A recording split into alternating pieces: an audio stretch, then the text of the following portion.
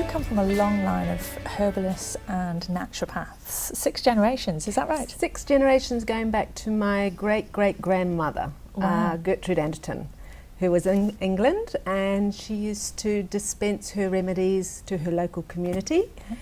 And her son, William Anderton, came to New Zealand in the 1920s. Wow. And he learned everything from her, and he established a company called Red Seal. Oh, Red Seal, of course, we Yeah. all know Red Seal. And so you have launched your own organic skincare company. Yes, around about 3 years ago we launched a company called World Organic. So I had trained as an adult in naturopathy and herbalism and spent some time doing clinical practice and then moved into this company. So yep, it's about 3 years old now. Right. So tell me, the label organic is very confusing for people. Everything, has got health labels on and we're trying to do the right thing and buy the right stuff. What does organic really mean? Okay. Well, organic is obviously products or ingredients that are farmed without the use of preservatives. So that's it in its simple terms. Yeah. To be certified organic, Yeah. you need to have a certain time where the soil doesn't have those fertilizers Right.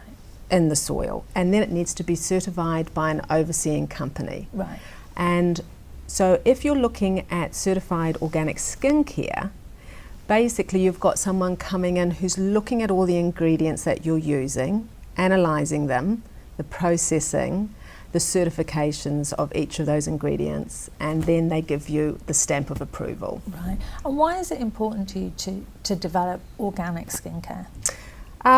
Look, I worked in clinic as a naturopath for many years, and I saw an incredible amount of health issues in women and men, from fertility to cancer to all sorts of toxicity issues, to skin, to eczema, to depression. And what it comes down to often is the system is just over consumed with things that it can't process. Right.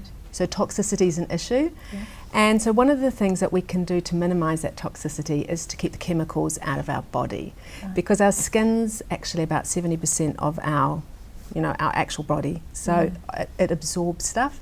So it's one of the good places to start, is to keep that clean. Right. So almost it's as important what you put on your skin as what you put in your body. I totally agree. It's as important what you put in your skin, because it's actually it absorbs. Yeah. And I don't think people realise that. But if you've got nicotine patches, for example, the reason that they work is that your skin's absorbing what's being put in. So I think that's the first wake-up thing. Know that what you put into your body is going to actually, quite a large percentage of it is actually going to absorb into your bloodstream. Yeah. And actually the labels on skincare are really confusing. If you look, they're full of long words. Yeah. What advice can you give people about judgments to make when reading the label? Look, it's a really tricky one because, they're really, really complicated. And actually, in most skincare products, I'd say about 95 to 99% are synthetic chemicals. And you can't be a chemist. You can't walk around with a book.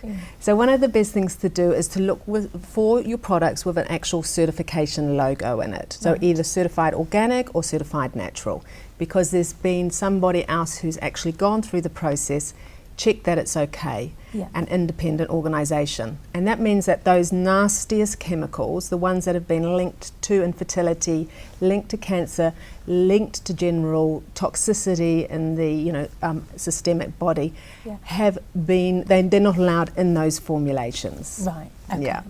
Okay. And so are there certain things that people should look out for? So certification is one. Are there certain ingredients they should avoid? Well, there's always the debate around the parabens, and there's the propylene glycols. They're things that are actually industrial type of chemicals. So it's cheap to make chemicals. Yeah. So what I always say, most skincare products, some of them you might buy for $80, $120. You've got your Vogue poster. You think, oh, if I just buy that, I'm going to look fantastic. Actually, that product probably costs about 80 cents to make. Wow. Because chemicals are cheap. Yeah. So a lot of chemicals, a lot of skincare is actually all about smoke screens and mirrors. There's nothing much in there. You're right, it's a glossy picture, isn't it? It's a glossy picture. And then the other thing is there's this thing called greenwashing. So they say it's got natural products, but it might be less than 1% of the ingredients. So these are the things that we don't know because we're sold an industry which is sold on glamour and beauty. Yeah. Why are we all so obsessed with that glamour beauty image?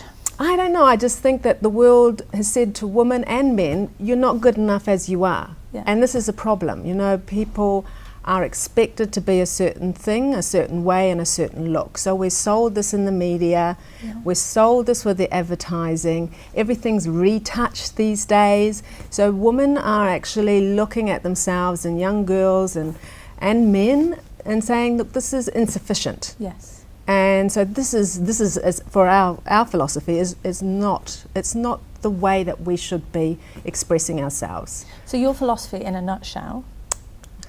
You know, beauty starts within. Yeah. Beauty starts with being healthy, with thinking positive thoughts. With beauty is about loving. Yeah.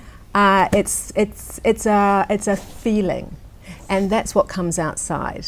Yes. And if you feel healthy, if you're doing good things for yourself and your body, you're likely to look beautiful, whatever beauty is to you. Yeah. Perfect. That's great advice for everybody. Thank you so much. My pleasure.